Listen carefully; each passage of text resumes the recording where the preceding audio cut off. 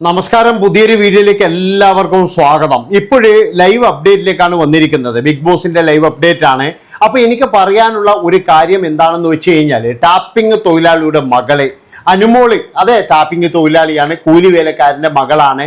അതുപോലെ സീരിയലിൽ അഭിനയിച്ചതിന് ശേഷമാണ് വീട്ടിൽ ഇച്ചിരി സാമ്പത്തിക പുരോഗതിയൊക്കെ വന്നത് എന്ന് എല്ലാവർക്കും അറിയുന്ന കാര്യങ്ങൾ തന്നെയാണ്.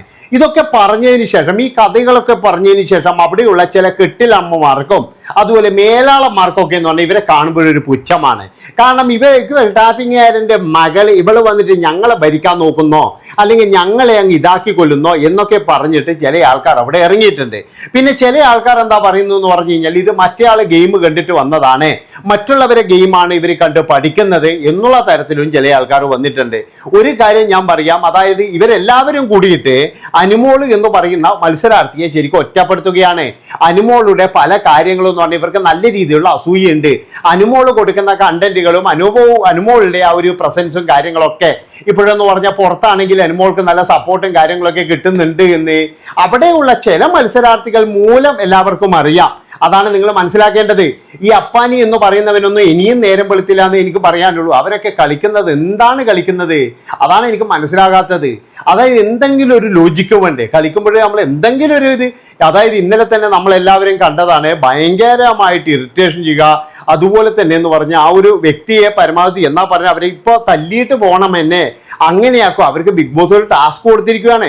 ബിഗ് ബോസ് കൊടുത്ത ടാസ്ക് എന്ന് പറഞ്ഞാൽ മിണ്ടാതിരിക്കണം എന്നുള്ളതാണ്. കാരണം നമുക്കറിയാലോ, അനുമോള് മിണ്ടാതിരുന്നു കഴിഞ്ഞാൽ അവിടെ ഒന്നും ഉണ്ടാവില്ല എന്ന് നമുക്ക് എല്ലാവർക്കും അറിയാം.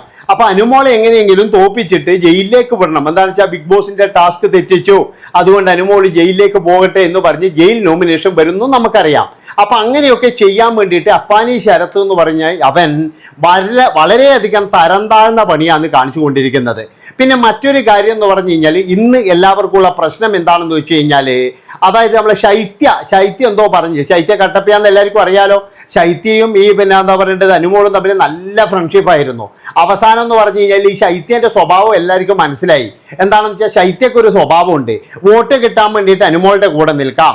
ഇനിയിപ്പോൾ അനുമോൾ നെഗറ്റീവ് ആണോ എന്നുള്ളൊരു സംശയം കൊണ്ട് എന്ത് ചെയ്തു, ഇപ്പുറത്തേക്ക് ചാടുകയും ചെയ്തു.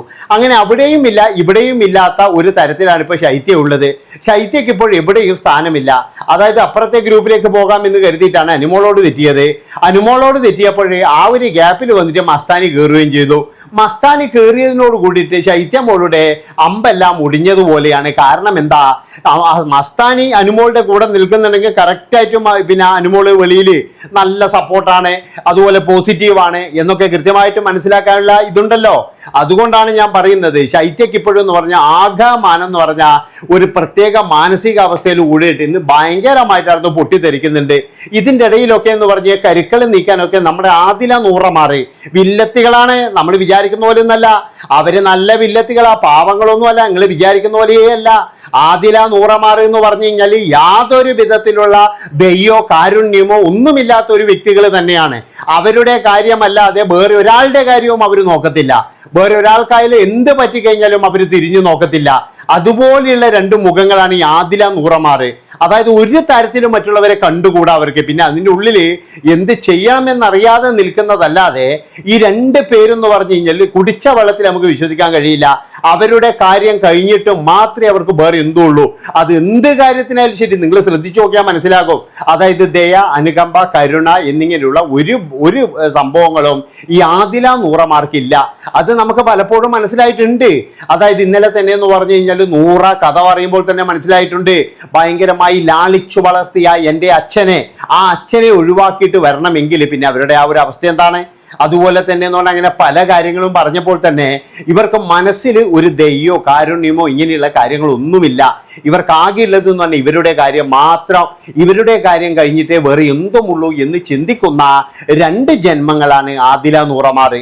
അതുകൊണ്ട് ആദില നൂറമാറ് ചില പൊടിക്കൈകളൊക്കെ ആയിട്ട് അനുമോളുടെ അടുത്ത് വരുന്നുണ്ട്. പക്ഷെ അപ്പോഴൊക്കെ അനുമോള് പറയുന്നുണ്ട് എനിക്കൊന്നും കേൾക്കണ്ട. അപ്പൊ ആദില നൂറ പറയുന്നത് എന്താ, ഇതാരാ പറഞ്ഞതെന്ന് എനിക്കറിയോ. അപ്പോഴും അനുമോള് പറഞ്ഞു എനിക്കറിയണ്ട, എനിക്കിതാരാ പറഞ്ഞെന്നും അറിയണ്ട, ഇതാരൊക്കെ പറഞ്ഞെന്നും അറിയണ്ട. അപ്പോഴാണ് പറയുന്നത് ഇത് മസ്താനിയാണ് പറഞ്ഞത് എന്ന്. അതായത് 2 ദിവസമായിട്ട് മസ്താനി അനുമോളുടെ അടുത്താണ്. അത് ആദില നൂറമാറ് ശ്രദ്ധിക്കുന്നുണ്ട്, അതുപോലെ ശൈത്യ ശ്രദ്ധിക്കുന്നുണ്ട്. അതെങ്ങനെയെങ്കിലും ഒന്ന് പൊട്ടിച്ച് കളയണം. കാരണം എന്താണെന്ന് വെച്ച് കഴിഞ്ഞാൽ മസ്താനി ആ ഗ്യാപ്പിൽ എങ്ങ് കയറിയതാണ്. അങ്ങനെയാകുമ്പോഴും മസ്താനിക്ക് ഒരുപാട് വോട്ടുകൾ ചിലപ്പോൾ ഈ നമ്മുടെ അനുവിൻ്റെ ഫാൻസ് ചെയ്യും എന്നാണ് എനിക്ക് തോന്നുന്നത്. അവർക്കും അതറിയാം. അപ്പൊ അങ്ങനെ അത് പൊട്ടിക്കാൻ വേണ്ടിയിട്ട് ആദില നൂറ മാറും. അതുപോലെ ഗ്രൂപ്പിൽ നിന്നും പിന്തള്ളപ്പെട്ടതിന്റെ വിഷമത്തിൽ ശൈത്യയും കൂടിയിട്ട് ഭയങ്കരമായിട്ടുള്ള ഒരു ഗെയിമാണ് അവിടെ കളിക്കുന്നത്. ഇവരുടെയൊക്കെ ഉള്ളിൻ്റെ ഉള്ളിൽ നിന്നും വരുന്നൊരു പുച്ഛം എന്താണെന്ന് വെച്ചാൽ, ഒരു ടാപ്പിംഗുകാരൻ ഒരു അപ്പാവിയുടെ മകള്, അതുകൊണ്ട് തന്നെ നമ്മളെയൊക്കെ ഭരിക്കുന്നോ, ഞങ്ങളൊക്കെ എവിടുന്നാ വരുന്നത്, എത്രമാത്രം സമ്പത്ത് നിന്നാണ് വരുന്നത്, എത്രമാത്രം വലിയ വലിയ കുടുംബത്തിൽ നിന്നാണ് വരുന്നത്. അപ്പോഴാണ് ഇവിടെ കേവലം ഏതോ ഒരു സീരിയലിൽ TV ഷോയിൽ അഭിനയിച്ച നമ്മുടെ അപ്പാനി പറയുന്നത് പോലെ ഏതോ ഒരു TV ഷോയിൽ അഭിനയിച്ച ഏതോന്ന് വന്നിട്ട്, അപ്പാനിയൊക്കെ എന്ന് പറഞ്ഞാൽ വലിയ വലിയ ടീമിന്റെ മകനാണ്, നമ്മൾ വിചാരിക്കുന്ന പോലെ ഒന്നല്ല. അതായത് അപ്പാനിയൊക്കെ പറയുന്നത് കേൾക്കുന്നില്ലേ, ടാപ്പിംഗുകാരന്റെ മോള്, കൊപ്രക്കാരന്റെ മകൻ എന്നൊക്കെ പറഞ്ഞ് കളിയാക്കുന്നതാണെന്നില്ലേ. അപ്പൊ അതുകൊണ്ടാണ് ഞാൻ പറയുന്നത്, അവർക്കൊക്കെ എന്ന് പറഞ്ഞു കഴിഞ്ഞാൽ ഇത് ഇങ്ങനെയുള്ള ആൾക്കാരെയൊക്കെ കാണുമ്പോഴേ ഒരു പുച്ഛം മാത്രമാണ്. പക്ഷേ ഇങ്ങനെയുള്ള ആൾക്കാർ കണ്ടിട്ടാണ് ഇവരൊക്കെ ഇതുപോലെയുള്ള നടന്മാരായത്, അല്ലെങ്കിൽ സെലിബ്രിറ്റി ആയത് എന്നുള്ള വിചാരം ഇവറ്റകൾക്കില്ല. ഇവർക്ക് ഇങ്ങനെയുള്ള ജോലിക്കാരൊക്കെ പേര് പറയുമ്പോൾ തന്നെ പുച്ഛം പോലെയാണ്. അതുകൊണ്ടാണ് ഞാൻ പറയുന്നത്, അനുമോള എന്ന് പറയുന്നത് അങ്ങനെയുള്ള ആ ഒരു സ്ഥലത്തുനിന്ന് വന്നതുകൊണ്ട് ഇവരെല്ലാവരും കൂടി ചെറിയ തോതിലെങ്കിലും മാറ്റി നിർത്തുന്നുണ്ട്. ഇതിലെന്ന് പറഞ്ഞാൽ കൃത്യമായിട്ട് കാര്യങ്ങൾ ഗ്രഹിച്ച് മനസ്സിലാക്കി കളിക്കുന്ന ഒരേ ഒരു മത്സരാർത്ഥി എന്ന് പറഞ്ഞു കഴിഞ്ഞാൽ നമ്മുടെ അനീഷ് മാത്രമാണ്. അല്ലാതെ വേറെ ആരുമല്ല, അനീഷ് തന്നെയാണ് അതിൻ്റെ അകത്ത് അനുമോള കൃത്യമായിട്ട് മനസ്സിലാക്കി കളിച്ച ഒരു വ്യക്തി എന്നേ എനിക്ക് പറയാൻ പറ്റുള്ളൂ. പിന്നെ മറ്റൊരു കാര്യം എന്ന് പറഞ്ഞു കഴിഞ്ഞാൽ, ഇത് അനുമോള എന്നാ പോക്കി പറയാനോ അല്ലെങ്കിൽ അനുമോള എന്താ വെച്ച് കഴിഞ്ഞാൽ അനുമോളുടെ PR ഇതൊന്നും അല്ല.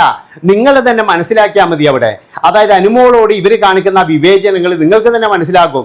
ഇപ്പോഴും ഉച്ചയ്ക്കൊക്കെ എന്ന് പറഞ്ഞു കഴിഞ്ഞാൽ, ഇപ്പോഴൊക്കെ എന്ന് പറഞ്ഞാൽ എല്ലാവരും 3 ഗ്രൂപ്പായി ഇരുന്നിട്ടാണ് അനുമോൾക്കെതിരെ കരുക്കൾ നീക്കുന്നത്. അതാണ് നിങ്ങൾ മനസ്സിലാക്കേണ്ടത്. 3 ഗ്രൂപ്പ്, അതിൽ നിന്നും ഒരേ ഒരാൾ മാത്രമാണ് വിട്ടു നിൽക്കുന്നത്. അത് ആരാണെന്ന് ചോദിച്ചു കഴിഞ്ഞാൽ അത് അനീഷ് മാത്രമാണ്. പിന്നെ മറ്റൊരു കാര്യം എന്ന് പറഞ്ഞു കഴിഞ്ഞാൽ, ഈ അബി എന്ന് പറയുന്നവനും അതുപോലെ തന്നെ ഒനിയലും, ഇവര് രണ്ടുപേരും എന്ന് പറഞ്ഞു കഴിഞ്ഞാൽ അവര് പിന്നെ ഈ കാര്യത്തിലൊന്നും അധികം ഇടപെടുന്നില്ല. പക്ഷെ ബാക്കി എല്ലാവരും എന്ന് പറഞ്ഞു കഴിഞ്ഞാൽ അനുമോൾക്കെതിരെ തന്നെയാണ്. അനുമോളായിരുന്നു ശത്രു, ഇപ്പൊ അനുമോളെയാണ് ഇവർക്ക് എല്ലാവർക്കും ഒതുക്കേണ്ടത്. അനുമോള് പുറത്ത് നല്ല പോസിറ്റീവാണെന്ന് എല്ലാവർക്കും അറിയാം. അപ്പൊ എങ്ങനെയെങ്കിലും നെഗറ്റീവാക്കി വിടാൻ വേണ്ടിയിട്ട് ഇവിടെയുമുള്ള അവിടെ ഉള്ളിലും പുറത്തുമൊക്കെ നല്ല രീതിയിലുള്ള ശ്രമങ്ങൾ നടത്തുന്നുണ്ട്. പുറത്താണെങ്കിലും എന്ന് പറഞ്ഞാൽ ഒരുപാട് PR ഏജൻസികളുണ്ട്. അതുപോലെ തന്നെ അകത്താണെങ്കിലും എന്ന് പറഞ്ഞാൽ കുറെ ടീമുകൾ നല്ല രീതിയിൽ പണിയെടുക്കുന്നുണ്ട്.